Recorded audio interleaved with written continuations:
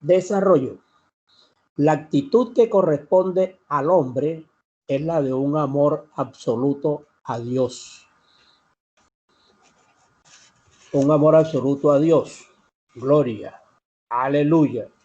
Asimismo, se expresa el amor hacia un amigo o hacia la esposa.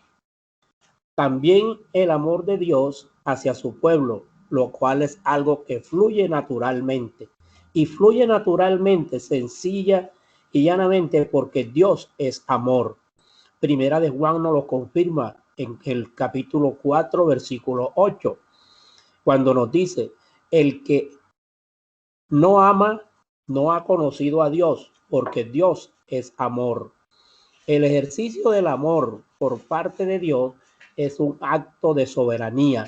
Dios nos ama porque a Él le place hacerlo, porque Él es soberano. A Él nadie lo obliga a amarnos, ni nosotros tenemos ningún mérito delante de Él para que Él nos ame. Él los hace porque Él es soberano. Y nos los confirma Romanos 9:13. A Jacob amé, mas a Esaú aborrecí. El ser alcanzado por el amor de Dios no depende de ningún mérito, mas Dios nos ama a pesar de nuestra infidelidad. Éramos infieles a Dios porque andábamos en el pecado. Recordemos que la palabra dice que el que es amigo del pecado es enemigo de Dios. El Señor ama a los justos. Gloria. Aleluya. La actitud que corresponde al hombre es la de un amor absoluto a Dios. Y vamos a Mateo 22:37, que dice, Jesús les dijo, amarás al Señor tu Dios con todo tu corazón y con toda tu alma y con toda tu mente. Este amor se expresa amando al prójimo. ¿Cómo así? Pues Levítico 19:18b nos dice, amarás a tu prójimo como a ti mismo. Los israelitas practicaban el amor solo dentro de la comunidad nacional, queriendo siempre destruir a los pueblos de Canaán y no hacer ni siquiera pacto con ellos ni emparentar con ellos. Sin embargo, el Señor Jesús manda amar a los enemigos. Así lo vemos en el supremo ejemplo del amor divino. Romanos 5b nos dice, en que siendo aún pecadores, Cristo murió por nosotros. Gloria, aleluya. El amor se expresa dando. Se puede dar sin amar, pero es imposible, amar sin dar. Nos lo confirma Juan 3:16. Que dice, porque de tal manera amó Dios al mundo que ha dado a su Hijo unigénito. Esa es una demostración que no se puede amar sin dar. Jesucristo nos amó y nos entregó a su Hijo para que nos salvara. En el Nuevo Testamento se utilizan términos como ágape, como filantropía o amor filial y amor eros. El amor ágape es el amor de Dios hacia el hombre y del hombre hacia Dios. Y el amor filial es el amor entre los hermanos. El amor eros es el amor entre las parejas. Primera de Corintios 13, del 4 al 8, nos dice, el amor es sufrido, es benigno, el amor no tiene envidia, el amor no es jactancioso, no se envanece, el amor no hace nada indebido, no busca lo suyo, no se irrita, no guarda rencor, no se goza de la injusticia, mas se goza de la verdad. Todo lo sufre, todo lo cree, todo lo espera, todo lo soporta. El amor nunca deja de ser, pero las profecías se acabarán y cesarán las lenguas y la ciencia acabará. Gloria. Aleluya.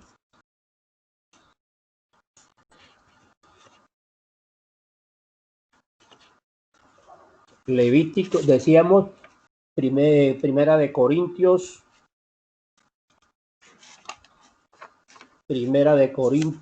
13 del 14 al 8. El verdadero amor nace de la voluntad y se convierte en un sentimiento y no al revés. El amor no es un sentimiento que luego llega a mover la voluntad nuestra, no. Nace de nuestra voluntad de amar así como Dios nos amó a nosotros, de amar porque aprendimos a amar con Dios. Aleluya. Dios por medio del Espíritu Santo nos capacita para amar. El amor reina por encima de la fe y la esperanza. ¿Por qué? Porque el amor es el mayor entre estas tres virtudes. La práctica del amor entre los cristianos es lo que puede testificar de nuestro verdadero seguimiento a Cristo. Eso lo vemos en Juan 13:35. Los creyentes alentados a soportarse los unos a los otros, Efesios 4:2, y a seguirlos en la verdad, Efesios 4:15. Ahora vámonos al el amor hacia los enemigos, pero conforme a lo que nos dice Mateo 5:38 al 48. Comencemos con el versículo 43, que dice: oíste que fue dicho, amarás a tu prójimo, preste atención, y aborrecerás a tu enemigo. Amarás a tu prójimo y aborrecerás a tu enemigo. Gloria, aleluya. Téngalo pendiente. En esta porción del capítulo tenemos exposición del segundo mandamiento: amarás a tu prójimo.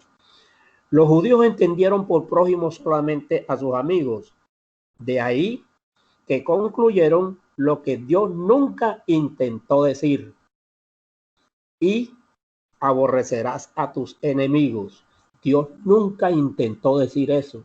Dios siempre ha dicho, pensó y lo dice y lo sigue diciendo en su palabra: ama a tus enemigos. Amarás a tus amigos y a tu prójimo y asimismo a tus enemigos. Gloria.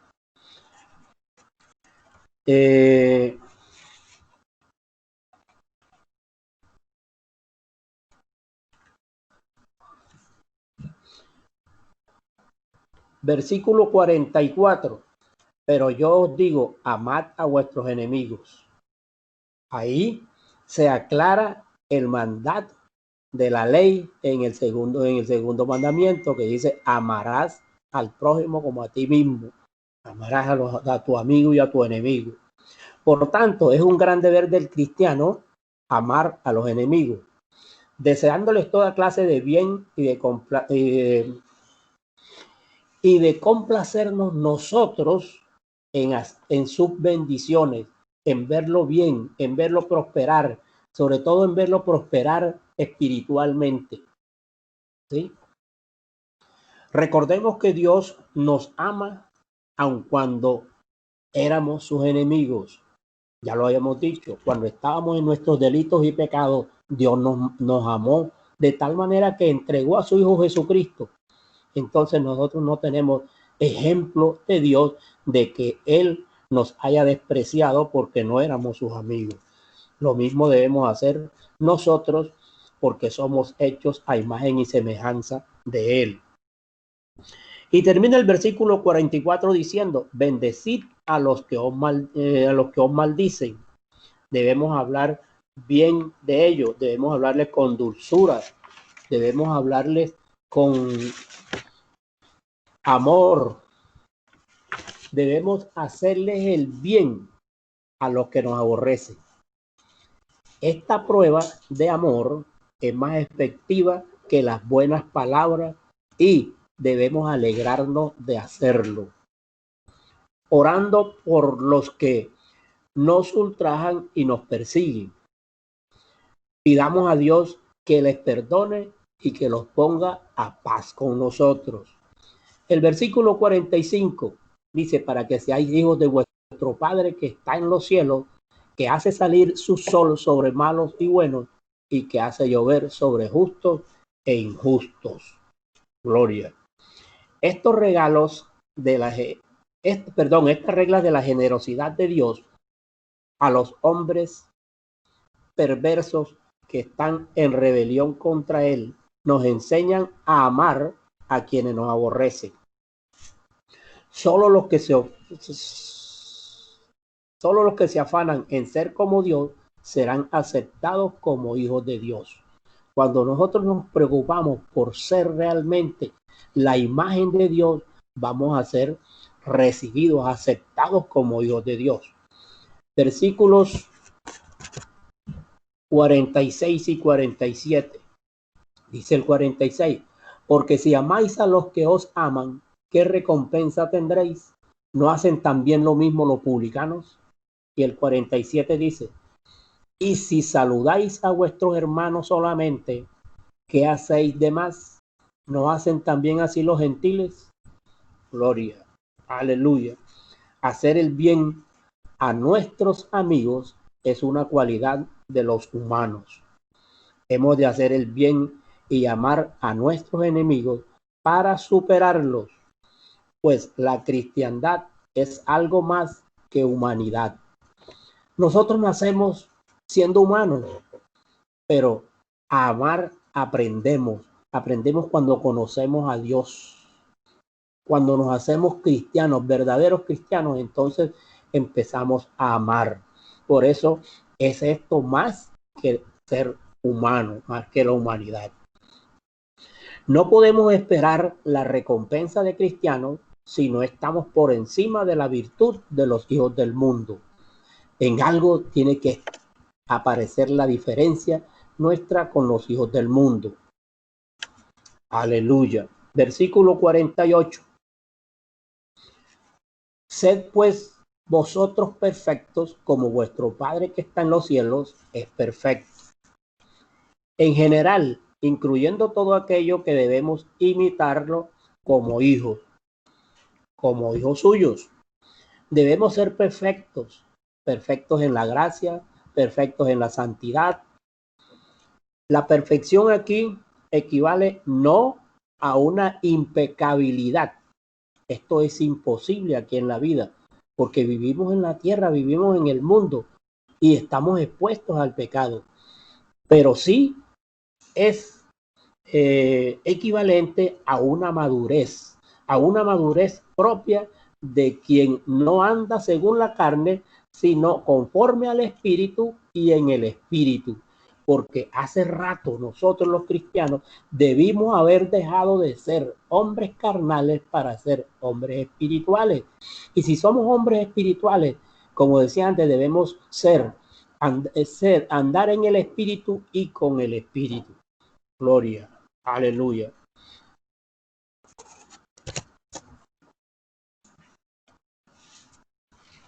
Ahí terminamos ese primer tema y nos vamos ahora a el tema que llama tesoro en el cielo. Dios nos manda a hacer tesoros en el cielo y no tesoros en la tierra. Tesoro, bíblicamente en el Antiguo Testamento, varios términos hebreos significan algo de mucho valor que se guarda con gran cuidado. Generalmente eran objetos de oro, plata, piedras preciosas conservados en el templo.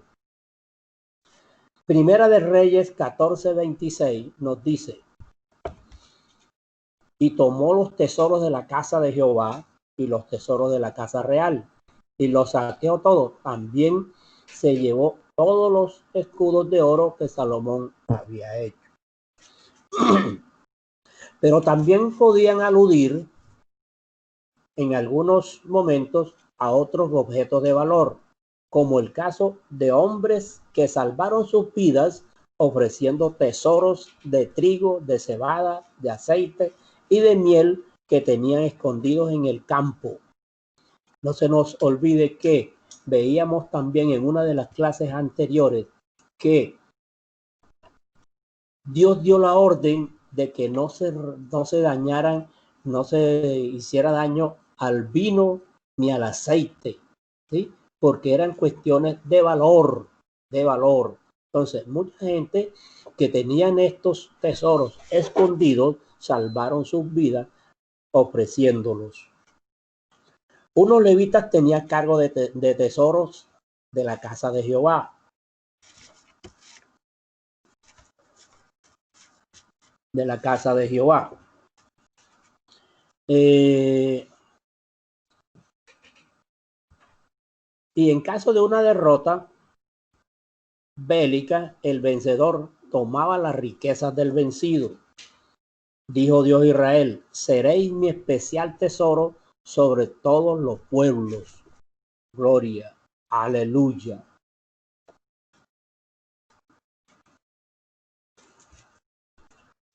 Sobre todos los pueblos. En el Nuevo Testamento, la referencia es también a objetos de valor: oro, incienso y mirra.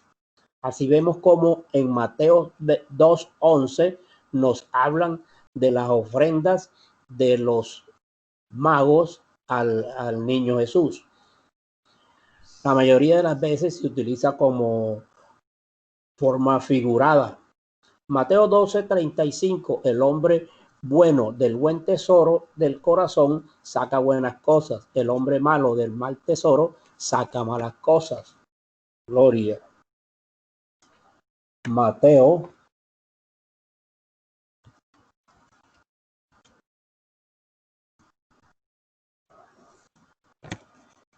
saca malas cosas.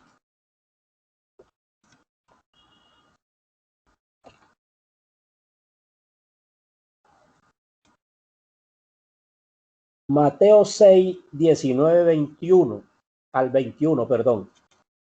El versículo 19 nos dice: no os hagáis tesoros en la tierra, donde la polilla y el horrín corrompen, y donde ladrones minan y hurtan. Cristo no quiere privarnos de nuestros tesoros, sino enseñarnos a escogerlos y ubicarlos. Los discípulos de Cristo lo habían dejado todo por seguirle y él les insistía: no debéis hacer tesoros en la tierra. Reconoced que no tienen ningún valor en comparación con el eterno peso de gloria. Gloria, aleluya. Con el eterno peso de gloria. Segunda de Corintios 4:17.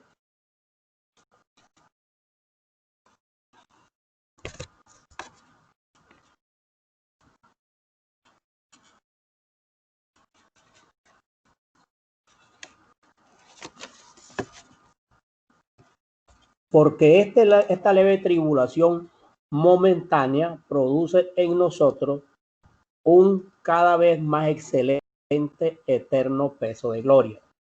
No debemos codiciar ni acaparar de esas cosas como si nunca tuviéramos lo suficiente. Hay gente que aquí en la tierra atesora y atesora y atesora como si nunca se fueran a saciar de lo que están atesorando. No debemos poner en ellas nuestra confianza para el futuro. No debemos decir al oro: tú eres mi esperanza. Ni es necesario escoger sabiamente. Si consideramos quiénes somos y para qué estamos hechos, cuál es nuestra capacidad y lo largo de nuestra continuidad, veríamos la locura que es hacer tesoros en la tierra.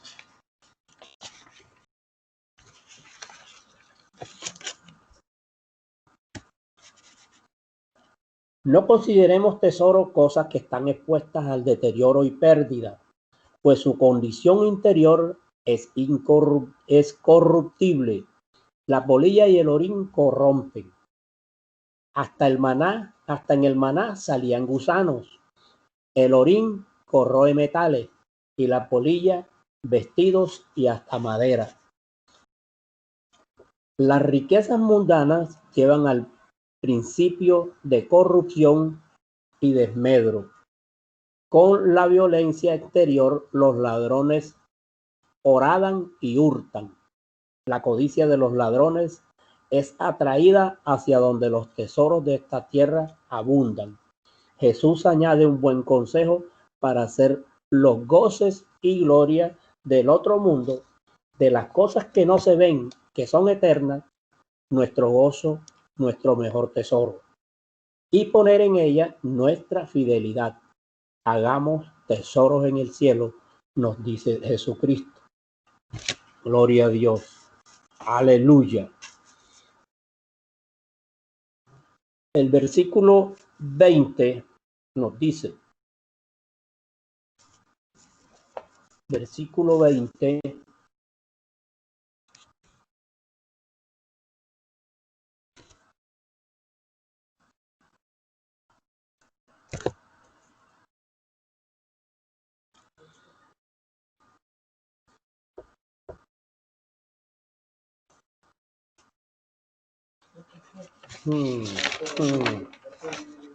momentico.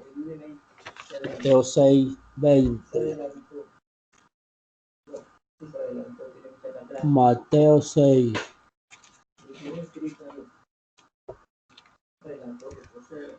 Oh. Sí, acá. Mete el 20. Así, Mateo 20. Mateo 20.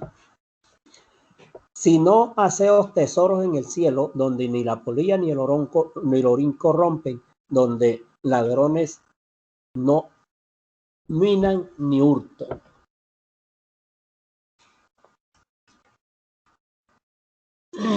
Y el versículo 21,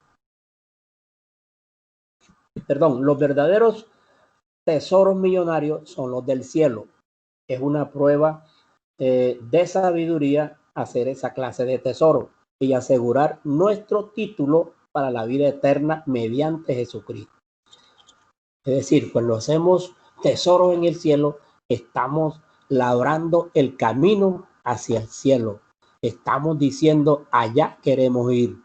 Y Cristo está tomando nota de eso. Y el versículo 21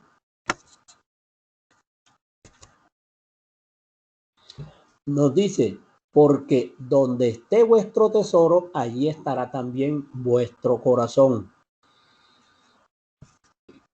Una buena razón para escoger así es porque donde está tu tesoro, allí estará también tu corazón, ya sea en la tierra o en el cielo. El corazón se va tras el tesoro como la aguja tras el imán. Donde está el tesoro, allí está nuestra confianza, nuestra esperanza, nuestro deleite, el pensamiento. El corazón se debe a Dios y para que Él lo tenga es necesario que nuestro tesoro esté en Él y con Él.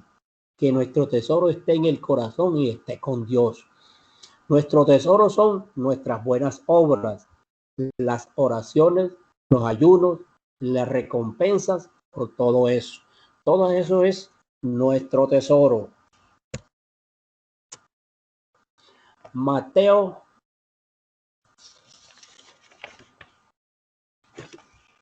7, del 1 al 6, ya nos habla de juzgar a los demás.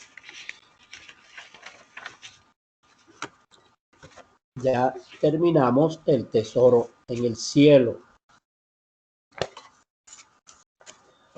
Mateo 7, del 1 al 6, nos dice el versículo 1, no juzguéis para que no seáis juzgados.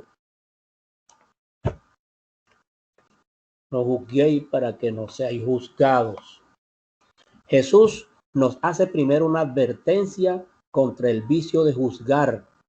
Es una prohibición, no juzguéis. El juzgar es un orgullo personal que tiende a ocultar los defectos nuestros, proyectándolos sobre los demás. Cada quien debe juzgarse o examinarse a sí mismo. No los dice Primera de Corintios 11:31 y nos dice que si nos juzgamos nosotros mismos, no seremos juzgados por Dios. Gloria, aleluya.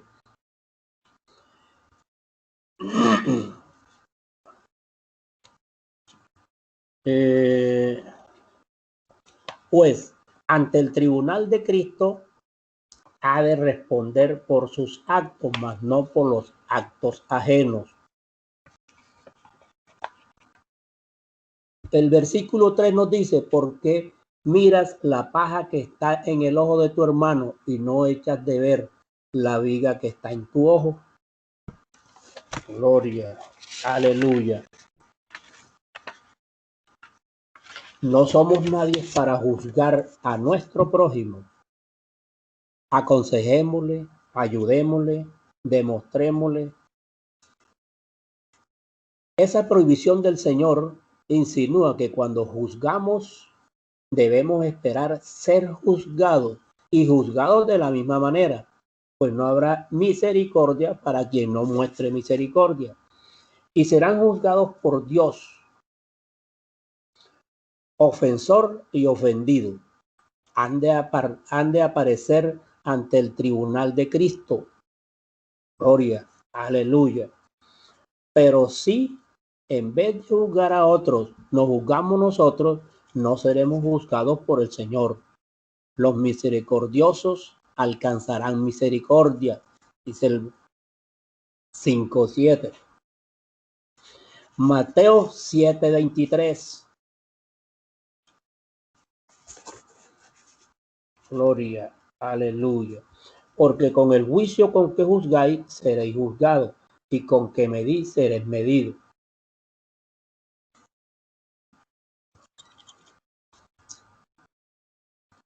Este juicio sigue la pauta de la ley del talión. Con el juicio con que juzgáis, seréis juzgados. Esto ocurre en la vida presente para que los hombres puedan leer su pecado en el castigo.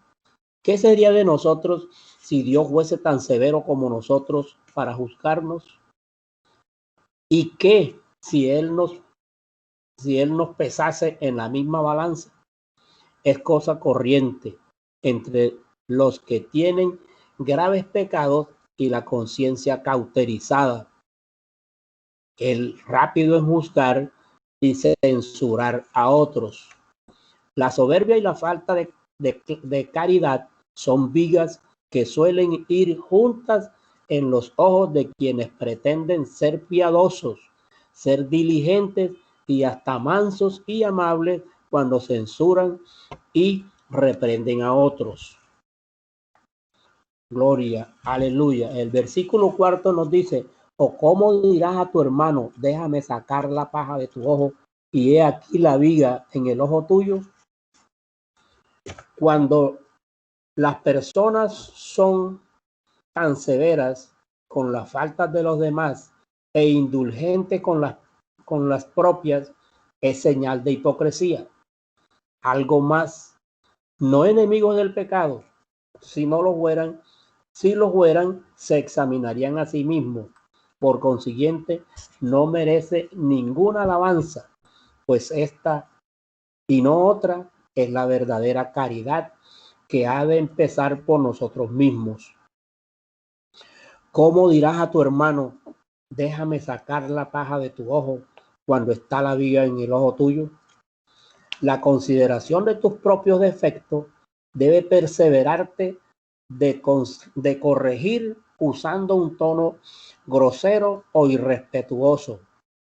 Y sí, estimularte a corregir tus propias fallas y humillarte delante de la presencia de Dios, con lo cual el beneficio espiritual será doble para tu hermano y para ti. Gloria, aleluya.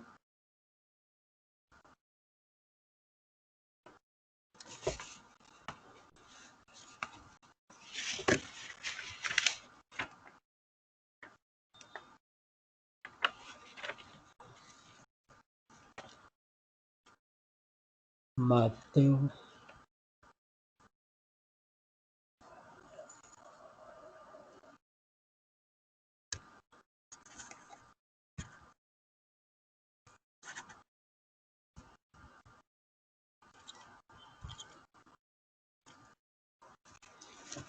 Versículo 5.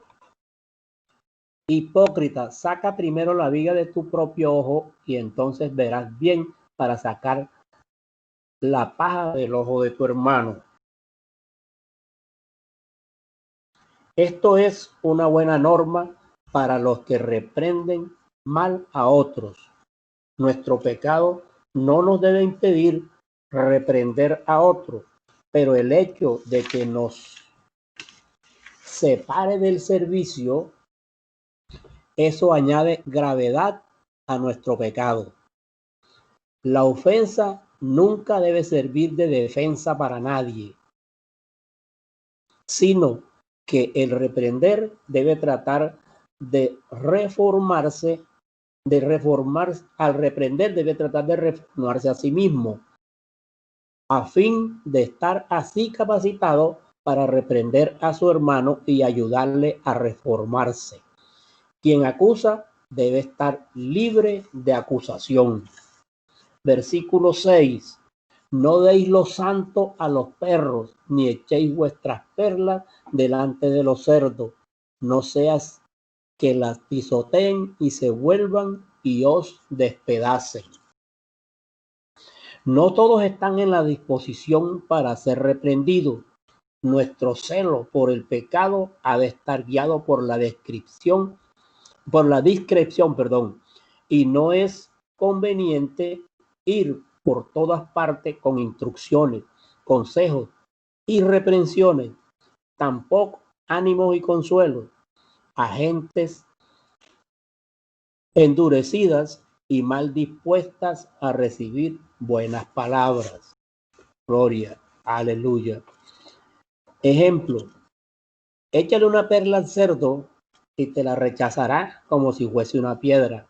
Por tanto, no deja a los perros ni a los cerdos, que son animales inmundos, las cosas santas. Un buen consejo y un manso reproche son cosas santas, más valiosas que una perla. Están ordenadas por Dios y son de gran precio. A veces se pagan tan caras como le pasó a Juan el Bautista con Herodes. Recuerde que Juan el Bautista le aconsejaba y le hacía ver a Herodes el pecado en que estaba, y eso le costó la vida. También hay personas que si se empleasen todos los medios posibles para traerlas al buen camino, saldrían del estado miserable en que se encuentran. Finalmente podemos apreciar la ternura de Jesús y el cuidado que tiene de los suyos al advertirles que no se echen las perlas a los cerdos, no sea que las pisoteen y se vuelvan y os despedacen.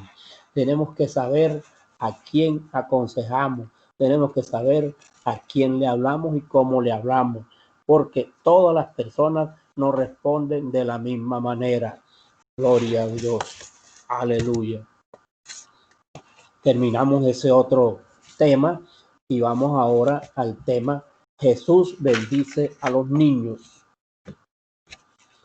Mateo 19, del 13 al 15.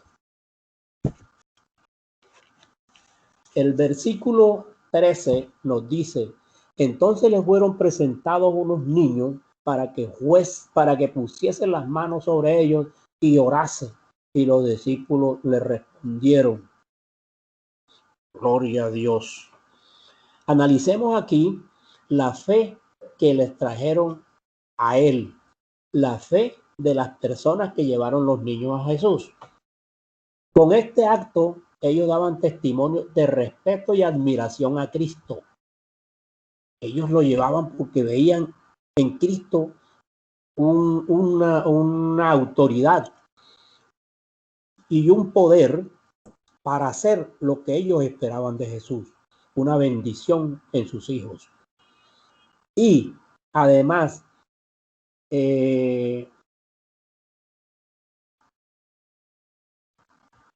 entendían el valor que daban a su favor y a sus bendiciones, haciendo bien por sus pequeños. Otros lo traían para que lo sanase, pero estos de los que trata el la palabra en estos momentos, no estaban enfermos. Solo deseaban la bendición para ellos, porque es lo que debe desear todo padre para su hijo, que aún antes de nacer esté bendecido por Dios. Y, cómo no, después de que ya nace, que ya es una criatura aquí en la tierra, debe estar bendecida y en las manos de Dios para que ningún inmundo lo tiente. Es muy bueno traer a Jesús los niños antes de que tengan alguna aflicción o necesidad corporal o espiritual. No esperar a que estén enfermos o a que estén endemoniados para llevarlos a alguien o adelante de Dios, adelante de Cristo, para que Cristo haga la obra. No, tenemos que estar apercibidos de la necesidad que tienen los hijos nuestros de estar en las manos de Jesús. La imposición de manos se usaba en las bendiciones que los padres daban a sus hijos y significaban no solo el amor familiar que extendía hacia ellos, las bendiciones que el padre había recibido de Dios, sino el poder y autoridad para impartir esas bendiciones. Entonces, la imposición de manos tiene su razón de ser, tiene su propósito en Dios, ¿sí? Lo mejor que podemos hacer por nuestros hijos es ponerlos en las manos de nuestro Señor Jesucristo para que los bendiga, pues Él tiene el poder y la autoridad para hacerlo. Y eso cuanto antes. Y aún después, si vamos al libro de Job, por ejemplo, vemos que los hijos de Job ya vivían independientes. Los hijos de Job ya posiblemente eran casados. Los hijos de Job tenían sus negocios independientes y hacían fiestas independientes. Y dice la palabra que Job tenía un altar familiar en donde los invitaba a ellos a orar y donde él oraba y hacía sacrificios por ellos después de que hacían sus fiestas por si acaso habían cometido pecado contra Dios. Los discípulos los reprendieron y se disgustaron con ellos, teniéndolos por imprudentes. Quizás querían estar solos con Jesús, haciéndoles más preguntas sobre el divorcio, sobre el adulterio, sobre el ayuno, sobre la vigilia, sobre la oración, en fin. Ellos estaban, no nos olvidemos que los discípulos de Jesús estaban siendo preparados para continuar el evangelio después de que Jesús se fuera. Y nosotros debemos dar gracias a Dios por ese amor y esa ternura impartida por el Señor Jesucristo, disponiéndonos siempre a aprender de Él, a aprender con amor y amabilidad a quienes estén interesados en las Escrituras. Gloria, aleluya.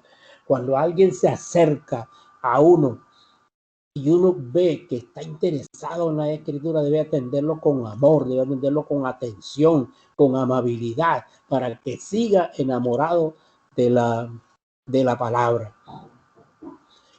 En estos días conocí un señor vendedor de esas carretas que vende por aquí en la calle y me saludó con mucha atención, y Dios lo bendiga, Dios lo guarde. Bueno, hablé con él y le pregunté, ¿usted es cristiano? Me dijo, no, yo no soy cristiano todavía, no me considero cristiano, tengo unos poquitos días de estar yendo a la iglesia.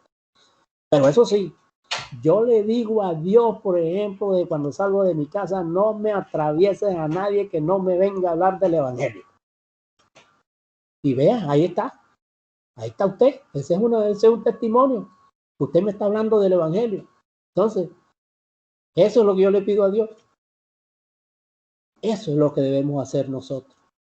Debemos dar gracias a Dios por ese amor y esa ternura impartida por Jesucristo a nosotros, a nuestro corazón, disponiéndonos nosotros mismos siempre a aprender de Él y a atender con amor y amabilidad a quienes estén interesados en las Escrituras. Desde ese día, yo siempre que bajo a comprarle los abogados a ese muchacho, le hablo de la palabra, para que él se vaya enamorando más de la palabra. ¿Sí? Mateo 7:15. Ya con este versículo terminamos la enseñanza. Y habiendo puesto sobre ellos las manos, se fue de allí. Solo cuando el Señor nos bendice y echa mano de nosotros, somos capacitados para echar mano de Cristo. Esto lo dice Filipenses 3:2b. Y por ver si logro hacer aquello para lo cual fui asido por Cristo. Gloria a Dios. Terminamos de esta manera y esperamos cualquier inquietud, cualquier comentario, cualquier cosa, cualquier reflexión acerca de la enseñanza, cualquier pregunta, en fin. No nos quedemos callados porque todos sabemos que la enseñanza algo nos deja, alguna preocupación despierta en nosotros o alguna satisfacción nos deja, ¿sí? Entonces, por favor, expresemos algo con relación a la experiencia de hoy. Estamos abiertos.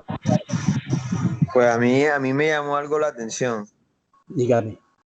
y es que cuando usted compartía sobre lo que el Señor nos enseñó, que teníamos que amar a nuestros enemigos, que me parece algo que es muy poderoso y muy hermoso también, que no es muy fácil, es muy difícil de hecho hacerlo, pero que a veces pues me deja confundido con respecto a quizás maneras o quizás, como diría, órdenes que Jehová Dios dio en el Antiguo Testamento, que da la impresión de que no van acorde con lo que Jesús está diciendo acá, porque sabemos que el pueblo de Israel estuvo constantemente pues en guerra y en batallas, y hubo un momento, me acuerdo que cuando, por poner un ejemplo aquí, cuando lo que pasó con Saúl,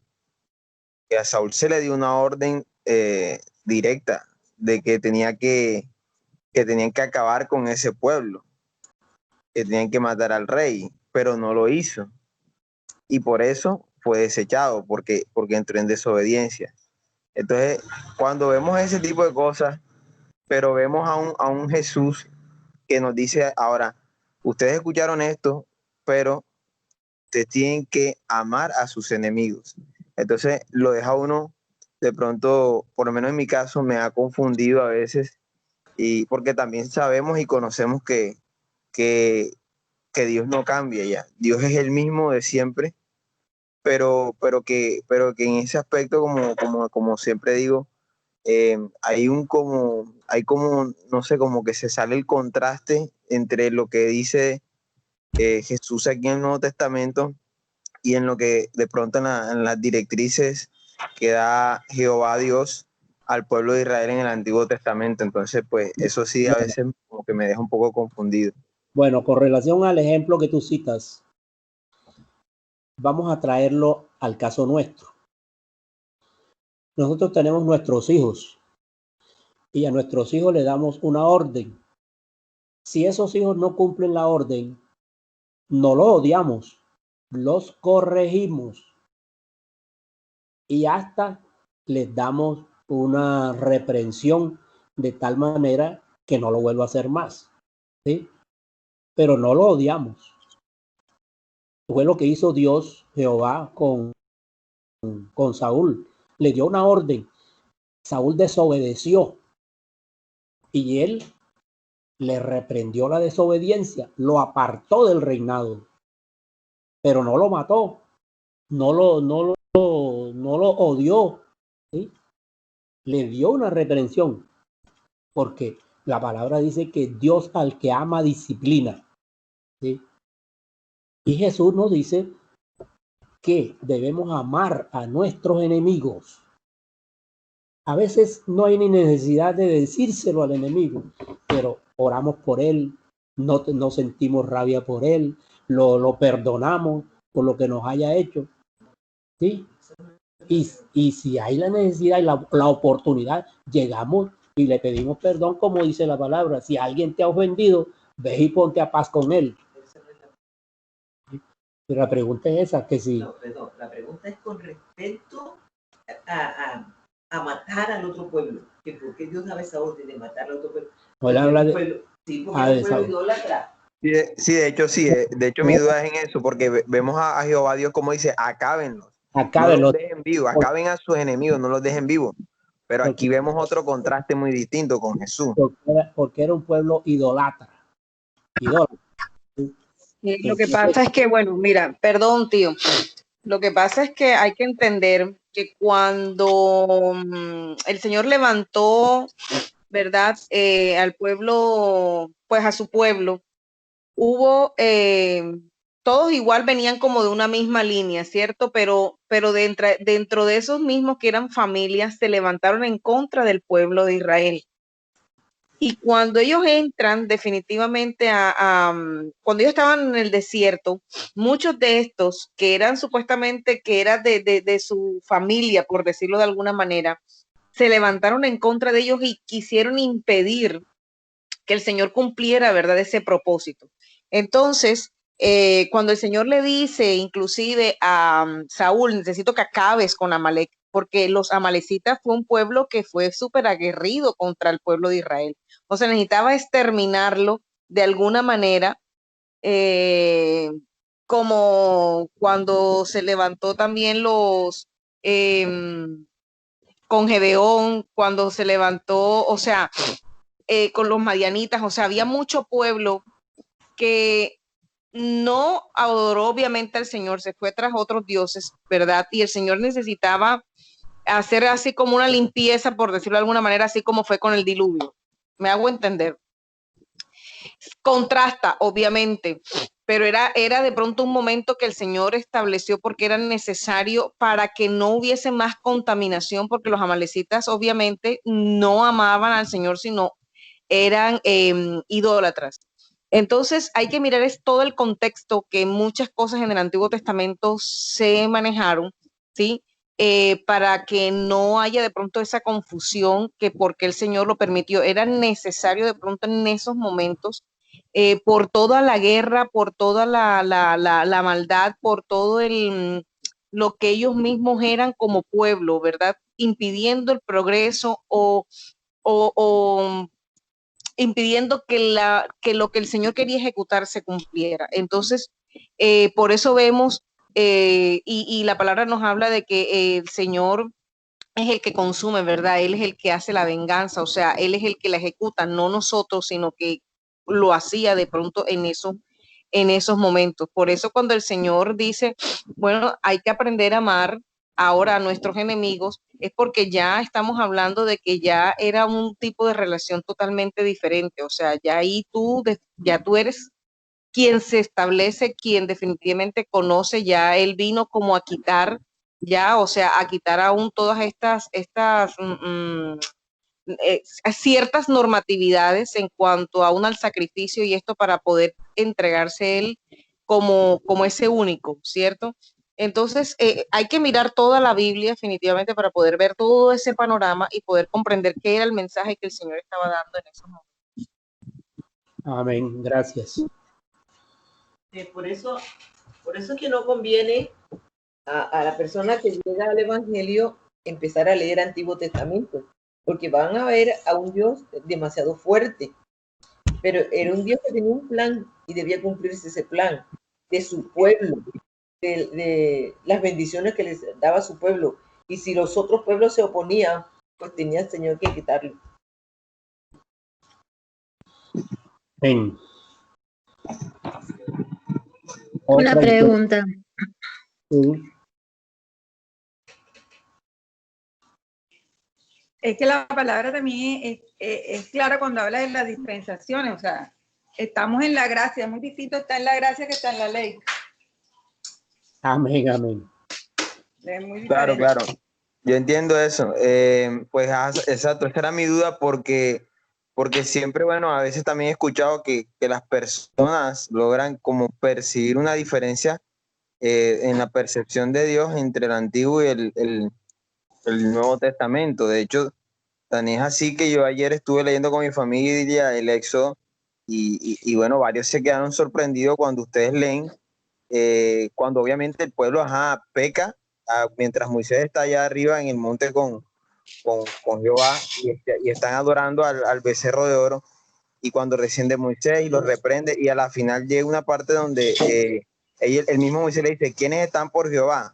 Entonces se juntaron los hijos de Leví, entonces como que los que estaban del pueblo de Israel que no se habían decidido, literal, pues a estos los mataron. Entonces eran los mismos israelitas matando a otras israelitas que al parecer se habían, pues quizás confundido en su decisión de si seguir a Jehová o no, pero fue para nosotros como familia cuando estamos viendo eso, fue como chocante, como impresionante ver, wow, o sea, literal decidieron matar a sus propios hermanos a raíz de eso. Entonces queda uno confundido ahí. Dios celoso, Dios celoso. Es el mismo celo de Dios.